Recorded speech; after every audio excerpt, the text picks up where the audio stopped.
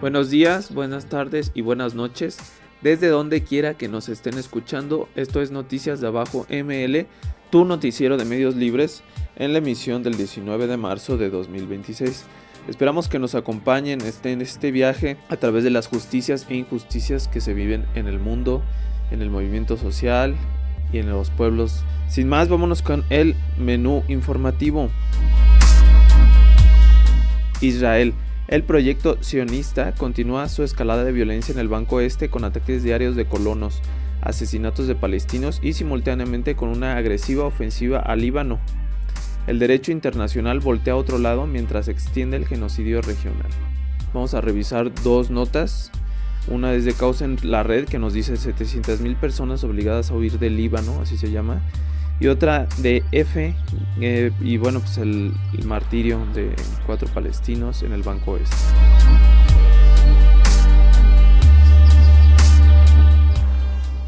En Perú, la Corte Interamericana de Derechos Humanos falló contra el Estado del Perú por la esterilización forzada de más de 300,000 mujeres indígenas durante la dictadura de Fujimori. Y bueno, es con información de Telesur TV y AEP.org. En el Caribe, en Cuba, se recrudecen condiciones adversas en Cuba. Red eléctrica colapsa y el pueblo cubano enfrenta las consecuencias de crisis humanitaria por el bloqueo. Y bueno, vamos a tener una entrevista que conseguimos de un compañero cubano allá y que pues gente del pueblo nos relata en breves minutos cómo están sobrellevando este bloqueo.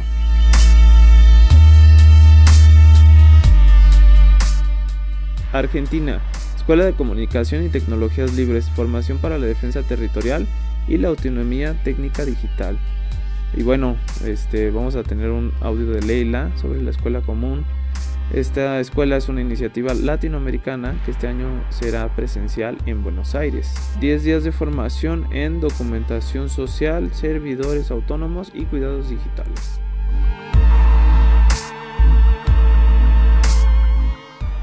Desde el ombligo de la luna, México. Morelos, se cae el teatro montado por Uriel Carmona sobre el asesinato de Samir. Juez federal reconoce las inconsistencias en la carpeta de investigación sobre el asesinato.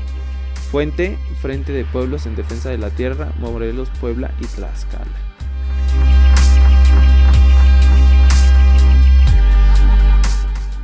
Ciudad de México, denuncian violencia en asamblea de Milpalta.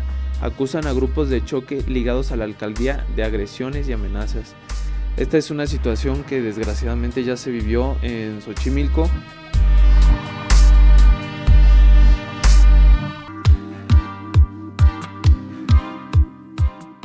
En la Mixteca de Puebla se realiza el 5º foro por la defensa del territorio, agua y la vida. Pueblos, organizaciones y colectividades siguen tejiendo red para defenderse del extractivismo. Y bueno, nuestras compañeras de Radio Zapote, La Caos y Nutunoño Kumuli fueron participantes de este 5º foro y vamos a tomar unos extractos de su reportaje de investigación bastante nutrido que pueden revisar en el portal de noticiasdeabajoml.wordpress.com.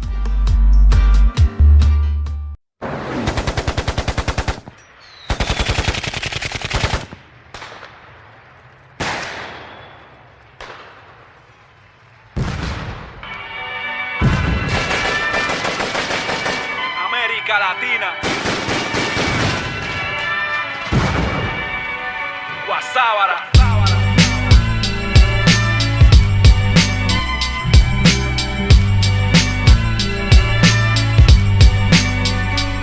Ven, crucemos la frontera, pueblo, para conocernos sin jalar el gatillo en el nombre del gobierno. Ven, crucemos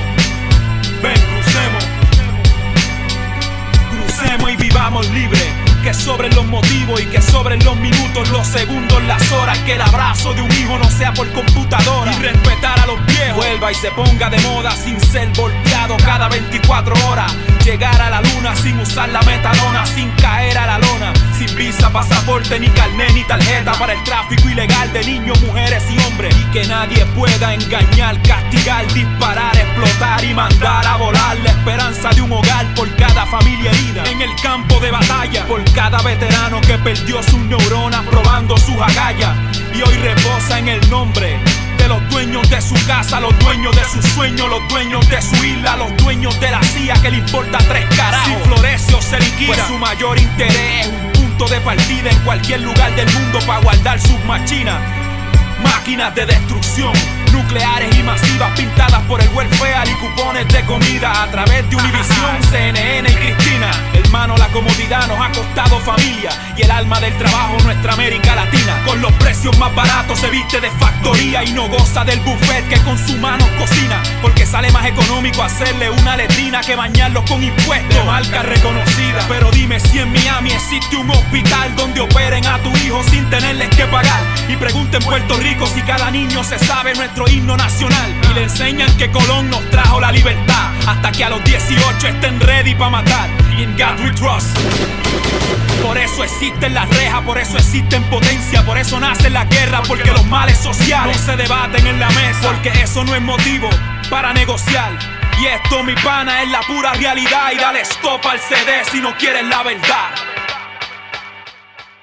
Porque ya yo me cansé de tener que trabajar y pagar contribuciones para luego fracasar y sentarme a ver noticias con el seguro social. Y por eso en este ritmo me tengo que desahogar pa' Perú y pa' Venezuela, Costa Rica y Panamá, Guatemala, El Salvador, Chile y Uruguay, Colombia y Argentina, Brasil y Paraguay, y las Vírgenes Canarias, Ecuador y Trinidad, Aruba, Honduras, Bolivia, México y Jamaica, Nicaragua y Surinam, Belice y Curazao, Grenada y Gran Caimán, Dominica y Tiquisqueya.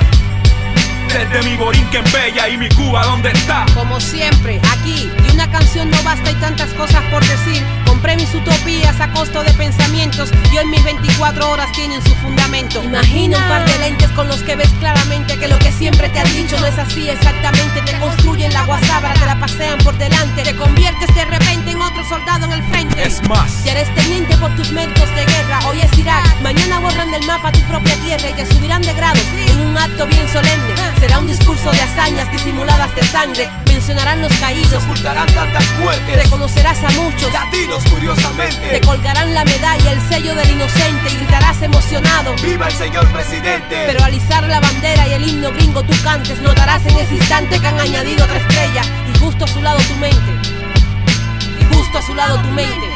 Tu mente identifica la garganta que origina tus cambios, con moralejas tan deseables que te muerden los labios. Nunca fueron pensamientos menos sedentarios, menos sectarios, más necesarios en tu estéreo.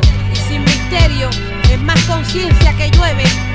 Al fin lo hicimos 7-9, es magia y obsesión. magia. Ya tú sabes. Y hoy cruzamos la frontera y nos encontramos en el sitio donde no somos extranjeros. Puerto Rico y Cuba dicen paz, guasábara, no más. Despierta. Un sinfín de vidas humanas mueren diariamente a causa de la guerra.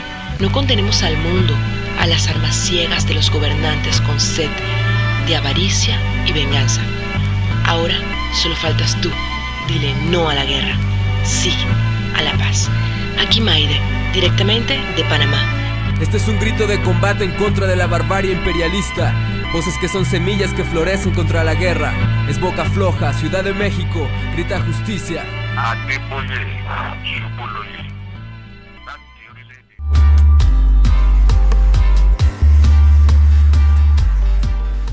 Bueno, vamos con nuestra primera nota.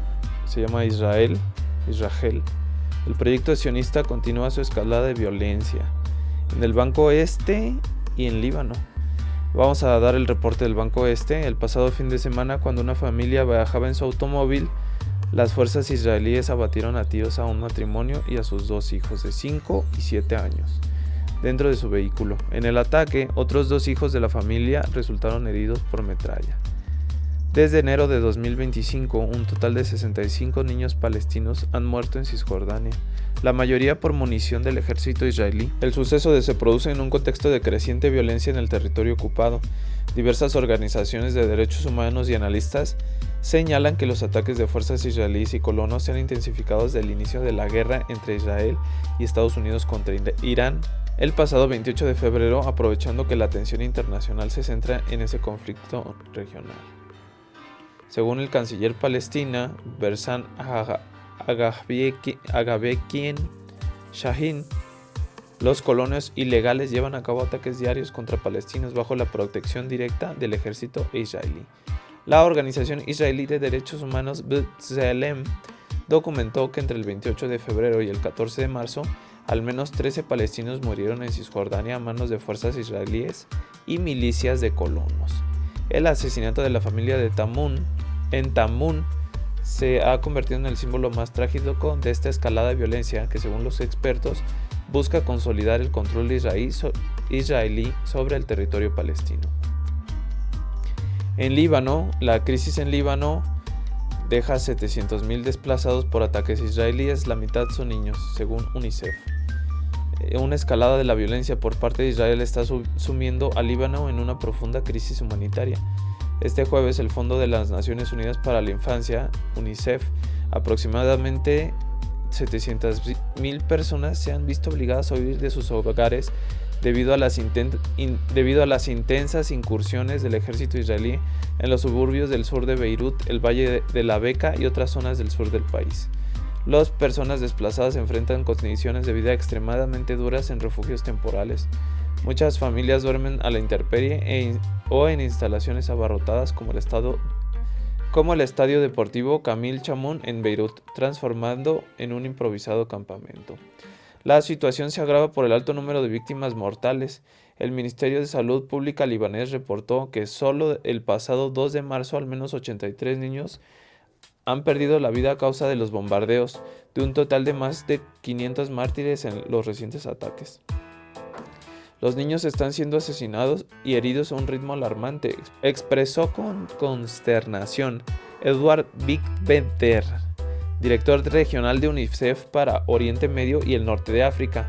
UNICEF subrayó que en los últimos 28 meses se han registrado 329 niños muertos en el Líbano, una cifra que ha aumentado un 25% solo en las últimas semanas. Las continuas órdenes de evacuación israelíes están siendo interpretadas por la población libanesa como una estrategia que fuerza el desplazamiento masivo y anticipa una crisis humanitaria de larga duración, posiblemente sin precedentes en la historia moderna del país. Y bueno, esta es la información de este proyecto sionista. Esperamos que sigamos en el boicot, desinversión, sanción contra Israel. Perú. Esterilización forzada en tiempo de la dictadura de Fujimori. Corte Interamericana de Derechos Humanos falla en contra de Perú y exige atención inmediata. La Corte Interamericana declaró responsable al Estado peruano por la esterilización forzada y posterior muerte de Celia Ramos Durán, una mujer de 34 años y madre de 3 hijas, ocurrida en 1997 durante el gobierno de Alberto Fujimori. La sentencia emitida el 5 de marzo de 2026 constituye la primera condena internacional contra Perú por las esterilizaciones forzadas aplicadas de forma masiva en esa época. El tribunal concluyó que el caso de Celia Ramos no fue un hecho aislado, sino parte de una política estatal masiva conocido como Programa Nacional de Salud Reproductiva y Planificación Familiar 1996-2000, que resultó en más de 314.000 esterilizaciones de mujeres y 24.000 de hombres. La Corte determinó que estas intervenciones se dirigieron principalmente a mujeres rurales, indígenas, con bajos niveles de educación y socioeconómicos, quienes fueron presionadas, engañadas o coaccionadas para aceptar los procedimientos, a veces a cambio de alimentos o amenazadas con denuncias policiales. En el caso específico, Ramos fue operada el 3 de julio de 1997 en un centro de salud de Piura sin condiciones adecuadas, sufrió una reacción alérgica a la anestesia y falleció 19 días después sin recibir atención médica oportuna. La Corte Interamericana de Derechos Humanos ordenó al Estado peruano investigar y sancionar a los responsables mediatos e inmediatos con perspectiva de género y establecer que estos crímenes no pueden quedar impunes por leyes de amnistía o prescripción. Además, el tribunal dispuso medidas de reparación que incluyen una compensación económica de aproximadamente $340,000 para la familia Ramos, un acto público de reconocimiento de responsabilidad, atención médica para las hijas de la víctima y la implementación de protocolos nacionales que garanticen el consentimiento libre, previo e informado a todos los procedimientos de salud sexual y reproductiva. Organizaciones de derechos humanos celebraron el fallo como un paso crucial para la verdad y la justicia, aunque expresaron preocupación por el cumplimiento de la sentencia en un contexto político peruano que, en años recientes, ha mostrado resistencias al sistema interamericano. La abogada de Demos, María Isabel Sedano, afirma que esta sentencia reconoce que las esterilizaciones forzadas sucedieron en Perú como una verdad innegable y que son graves violaciones a los derechos humanos imprescriptibles.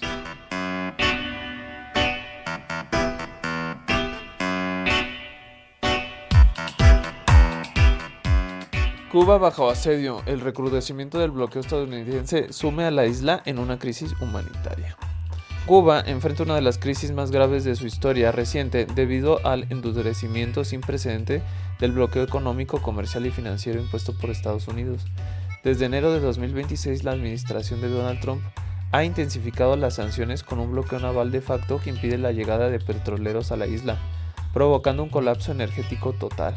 La medida, que incluye amenazas de aranceles a países que nos suministren crudo a Cuba, ha dejado a la isla sin importaciones de petróleo desde el 9 de enero, generando apagones de hasta 20 horas diarias y el colapso del sistema eléctrico nacional. La falta de combustible ha paralizado hospitales donde se han suspendido cirugías no urgentes. El gobierno de Trump ha sido explícito en su objetivo. El secretario de Estado Marco Rubio ha declarado que se busca un cambio de régimen en la isla. El propio Trump manifestó recientemente que espera tener el honor de tomar Cuba, ya sea librándola o tomándola, al considerar que la nación está muy debilitada. Mientras tanto, la población cubana resiste en condiciones extremas con escasez de alimentos, medicinas y combustible. El gobierno de Miguel Díaz-Canel confirmó que mantiene negociaciones con Estados Unidos para buscar una salida dialogada a la crisis, aunque reafirmando su soberanía. El mundo observa con atención el desenlace de esta escalada que amenaza con provocar un colapso humanitario de consecuencias impredecibles en el Caribe. Y quiero aprovechar para denunciar la política inhumana de los Estados Unidos contra Cuba, que nos pone en una situación límite al borde de la crisis humanitaria. Ha decidido desde Washington el gobierno de Donald Trump y Marco Rubio que no entre a Cuba una gota de combustible. Esto pone en serio peligro al pueblo de Cuba, sobre todo a los niños, niñas, mujeres embarazadas, ancianos, personas vulnerables, porque afectan la atención primaria de salud, afectan hospitales, afectan policlínicos, afectan el funcionamiento de las escuelas, de las ambulancias, de todo lo que signifique los servicios básicos, vitales de una sociedad. Las interrupciones de los servicios de salud pública, que hoy los ingresos que se están suspendiendo, las operaciones, las cirugías que se están suspendiendo, la exposición real de las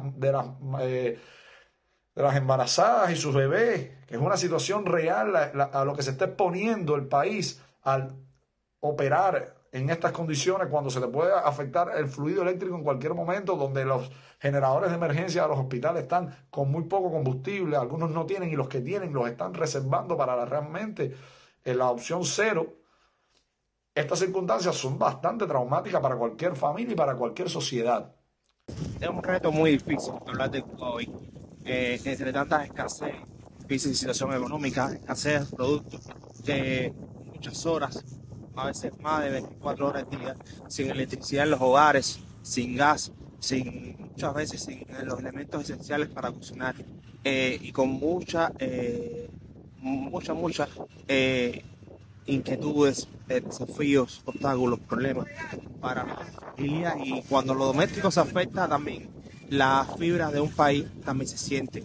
Y eso es lo que estamos viviendo en las cubanas y los cubanos. Se está dificultando mucho los hospitales, el acceso a los hospitales, sobre todo de enfermedades graves, y así la alimentación, empiezan a escasear algunos insumos, suben, los precios empiezan a subir, y así se va dificultando un poco, bastante la vida del cubano, que ya era una vida compleja.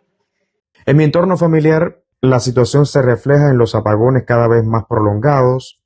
El tiempo de electricidad al día nos obliga a reorganizar la vida cotidiana y la escasez de combustible hace que cada jornada sea un reto compartido entre nuestra familia. Mis padres, que no viven en La Habana y viven en otra provincia, ya estamos viendo cómo la falta de diésel y de gasolina afecta a las cadenas de combustible, y en su ciudad hay acaparamiento de alimentos, y los pequeños negocios que tienen que abastecerse para abastecer a la población de alimentos están cerrando porque no tienen cómo reabastecer. El arroz, la comida, el pollo, las cosas que se traen desde los puertos o que se traen desde el campo, porque están cortadas las cadenas de suministro.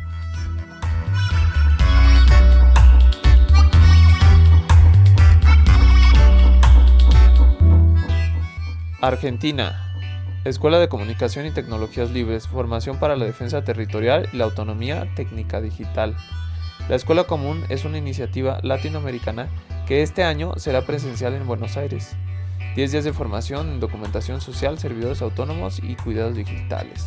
Los dejamos con un audio de nuestra compañera Leila. Hola a todos, mi nombre es Leila, formo parte de la Escuela de Comunicación y Tecnologías Libres para la Defensa Común del Territorio, un proyecto que organizan medios libres y organizaciones del continente, y que tiene la búsqueda de generar espacios pedagógicos que nos permitan profundizar y socializar el conocimiento en términos de la comunicación comunitaria y la soberanía digital. Y en marzo nos vamos a encontrar presencialmente durante 10 días en Buenos Aires, Argentina, para profundizar los conocimientos en 3 áreas concretas. Por un lado, la documentación social y ambiental, que tendrá un enfoque en la violencia estatal y donde se van a trabajar construcción de narrativas, archivo y ese tipo de cuestiones para la producción de contenidos. Servidores autónomos, que la búsqueda que tiene es que cada organización pueda irse con un servidor autónomo en funcionamiento y que eso pueda proporcionarle las herramientas necesarias para proteger su información y también difundir sus producciones.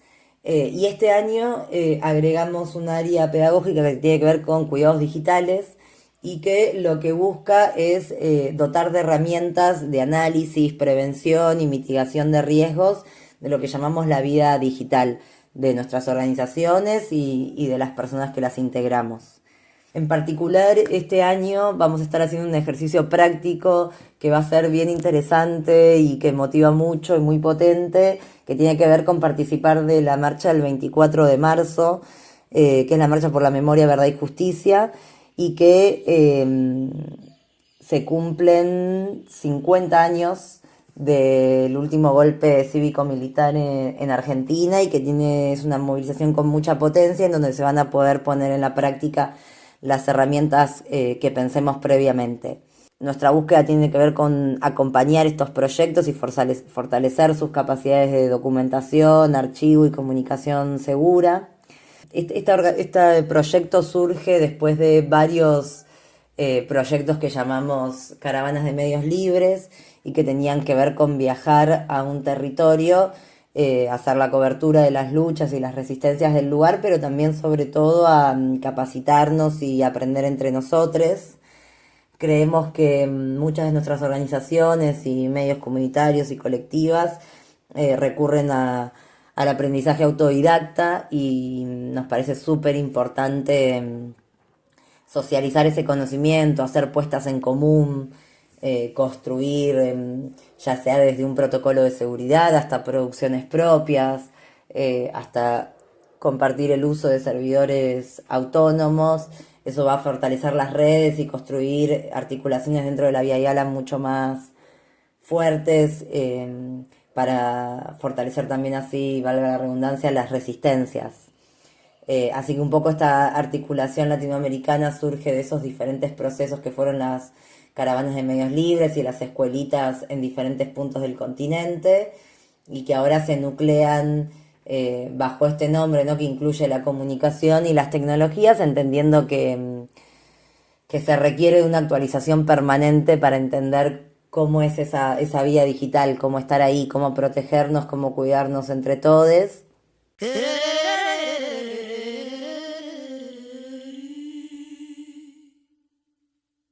64 años y todavía hay una sanción.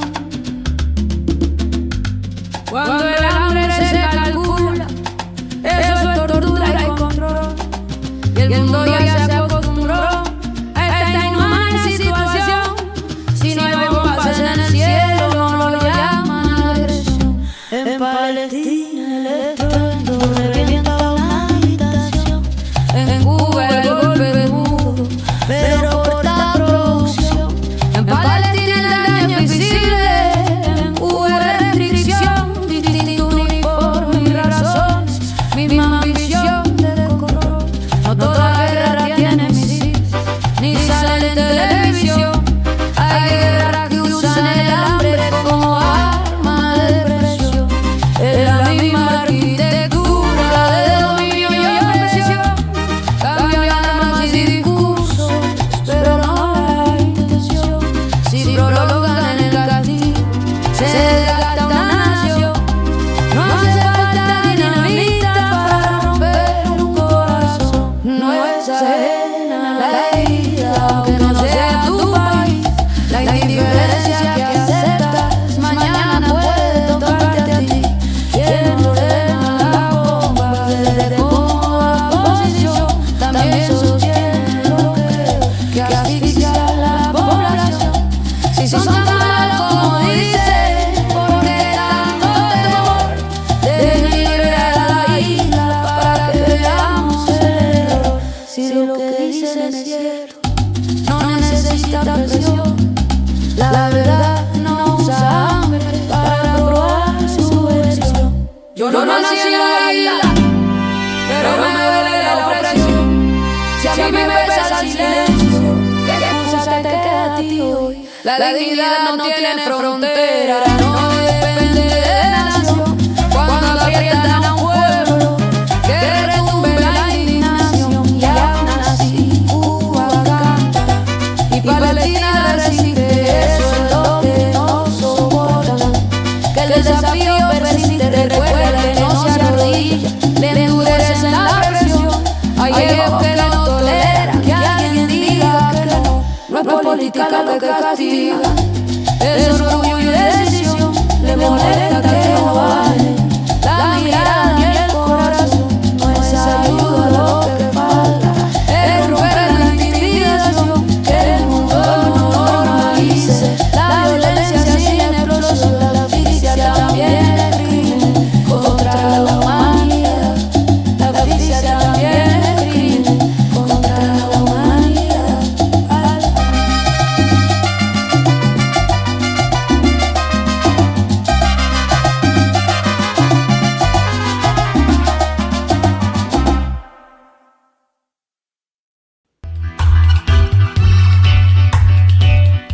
Desde el ombligo de la luna, México. Morelos. Se cae el teatro montado por Uriel Carmona sobre el asesinato de Samir. Juez federal reconoce las inconsistencias en la carpeta de investigación sobre el asesinato. Fuente: Frente de Pueblos en Defensa de la Tierra, Morelos, Puebla, Tlaxcala.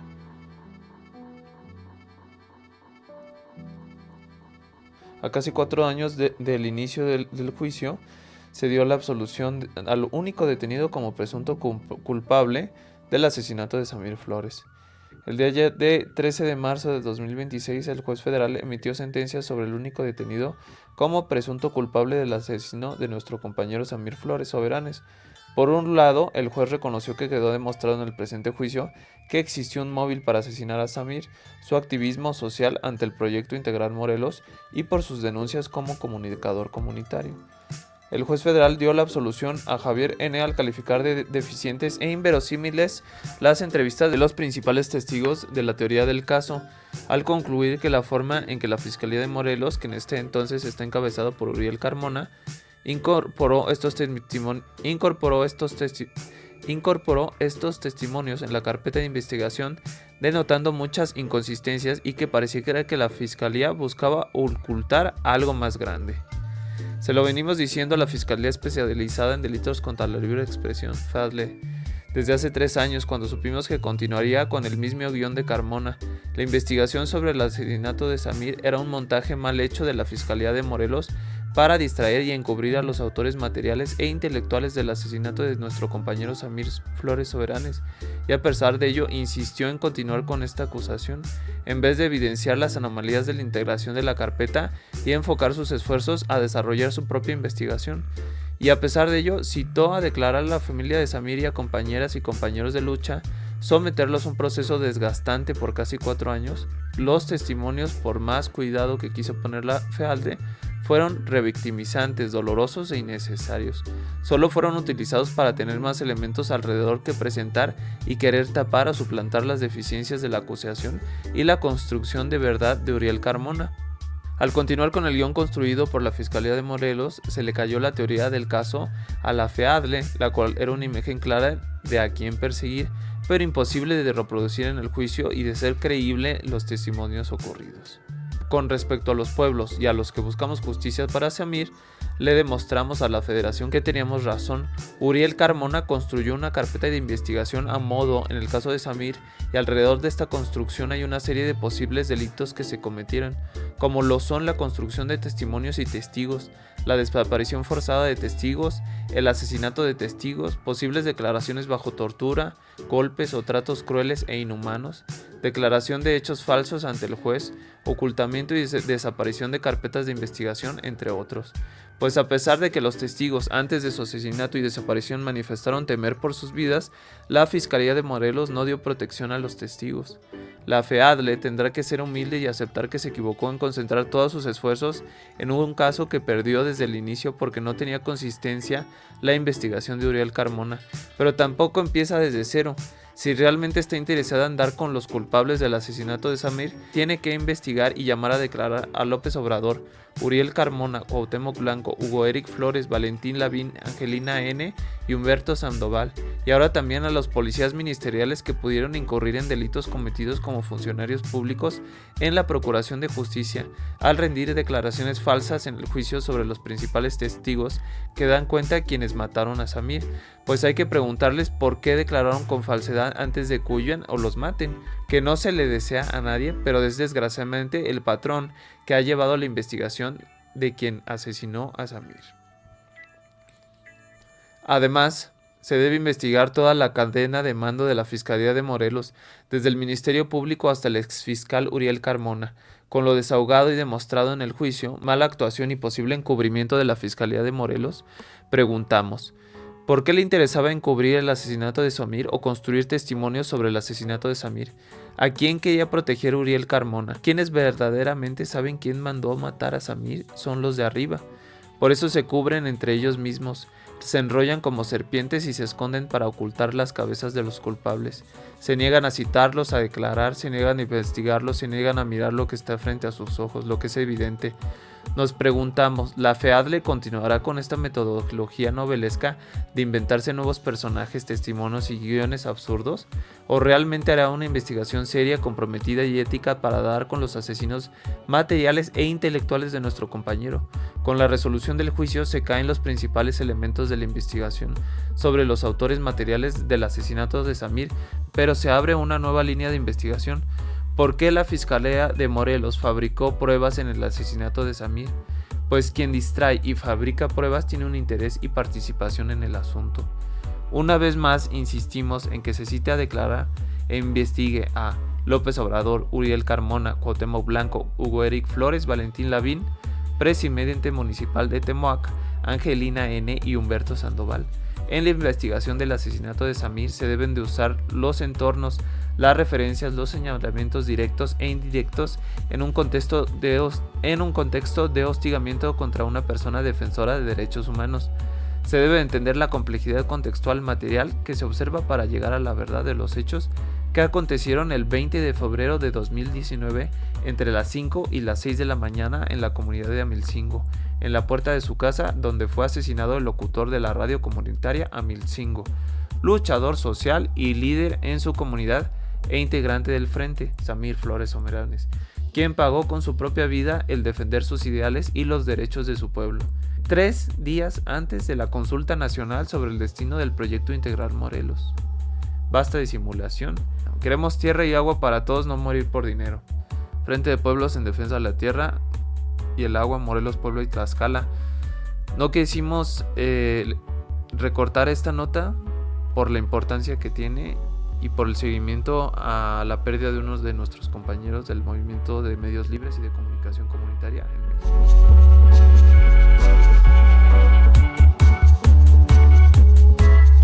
Puebla, Mixteca versus minería, el extractivismo al acecho, extractos de la nota. Y bueno, esta nota la pueden encontrar en noticiasdebajoml.wordpress.com. Esperamos que la lean íntegra, es un reportaje muy amplio de nuestras compañeras de Radio Zapote, La Caos y Nutnoño Comuli. El 7 de marzo de 2026 se realizó el 5º foro informativo por la defensa del agua, el territorio y la vida en el municipio de Chila de las Flores, Puebla. El encuentro reunió a autoridades municipales, agrarias y representantes de comunidades mixtecas de Puebla y Oaxaca que enfrentan una ofensiva minera sin precedentes, impulsada por recientes negociaciones en Palacio Nacional entre el gobierno mexicano, Estados Unidos y Canadá, enfocados en la explotación de litio y otros minerales estratégicos. Las comunidades denuncian que en Oaxaca existen al menos 87 concesiones mineras otorgadas sin mediar procesos de consulta previa, libre e informada, como lo establecen los estándares internacionales de derechos de los pueblos indígenas. Los principales poblados señalados por albergar yacimientos explotables son en Puebla, Chila de las Flores, Petalcingo, Piaxtla, Zapotitlán de Salinas.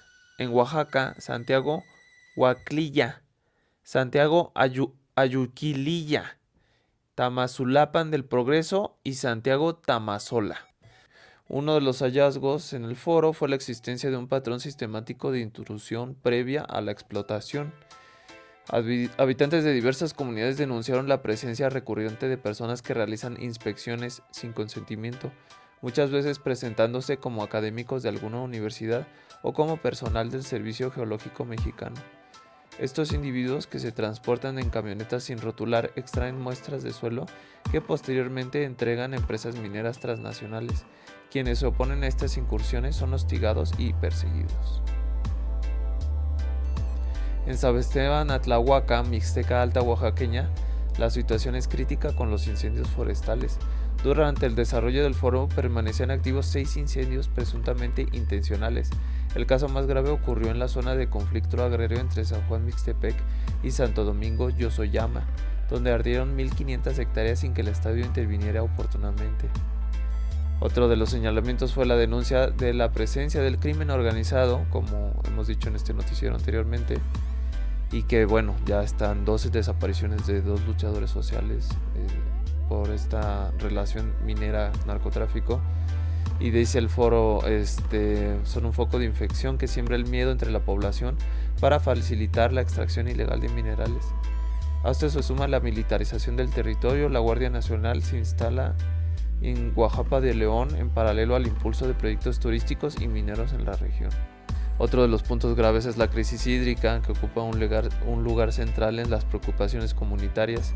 En Chinganahuapan, Puebla, denunciaron la privatización del manantial.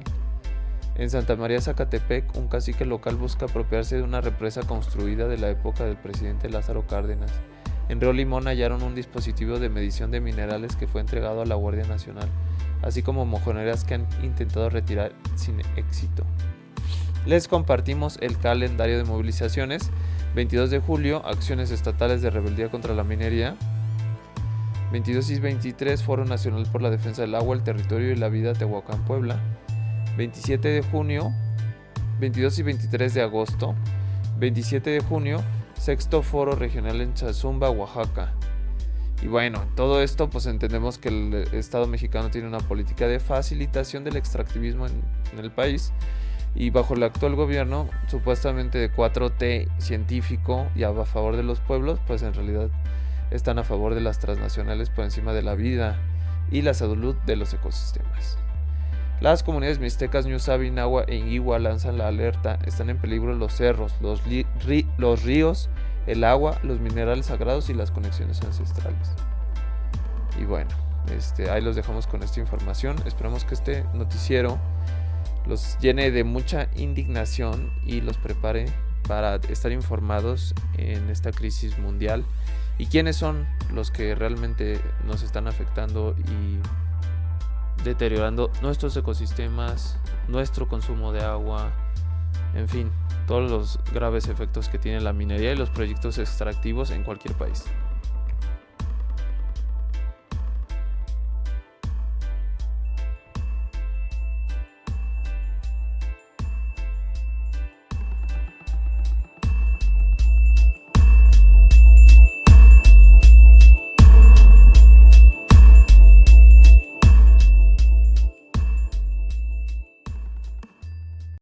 Uno de los compañeros trabajadores, parte de la clase trabajadora de mi país más sufrida, junto con los mineros de la Pampa Salitrera, son los compañeros, los caras negras, como se le dice, los compañeros mineros del carbón. En Chile ya se nacionalizó la mina del carbón y ahora le pertenece a Chile y es dirigida por los trabajadores. Un obrero es el gerente general. Y así, antes sí que esto sucediera, hubo mucha muerte, masacre, sangre, para que unos señores Cousiño, viajaran por el mundo, tomaran whisky e hicieran que sus hijos se educaran en el extranjero. En Lota, donde están las minas del carbón, la parte más verde y hermoseada le pertenecía, a los técnicos extranjeros, y la parte más baja y sórdida a todos los trabajadores. Las minas del carbón en Chile son minas muy profundas, subterráneas, y van por debajo del mar. Y allí un turno que está en una veta hacia el final, tiene que caminar unos 300 kilómetros por bajo el mar. Allí estuvo Fidel también, con su casco y su traje especial, y lo hicieron llegar hasta una veta.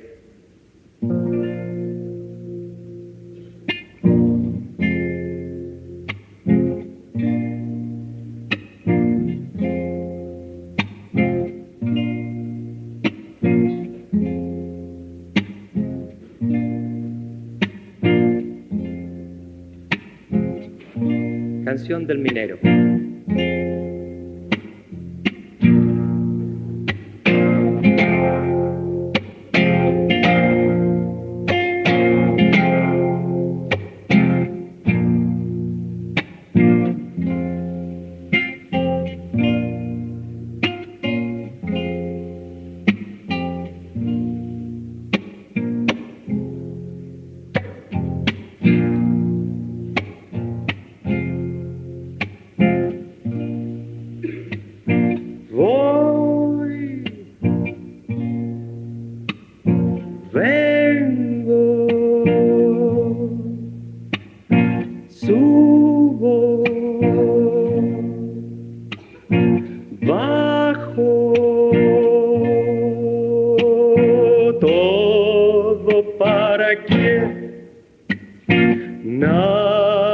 Para mí, mi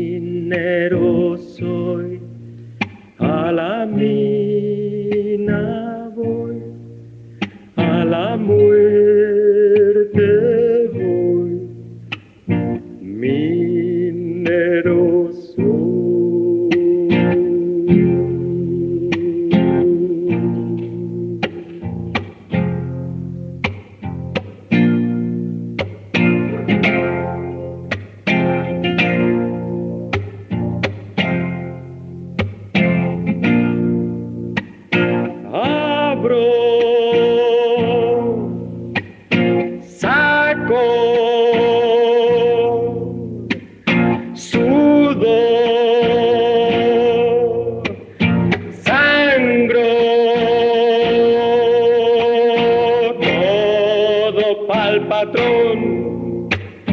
Nada pa'l dolor,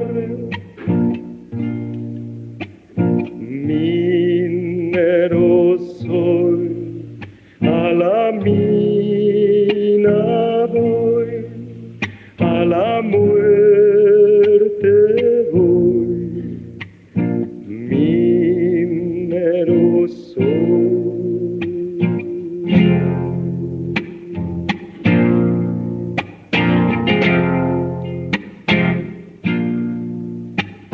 Mira,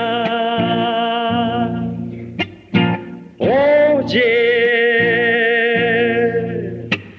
piensa, grita, nada es lo peor, todo es lo mejor. Minero soy, a la mina voy, a la muerte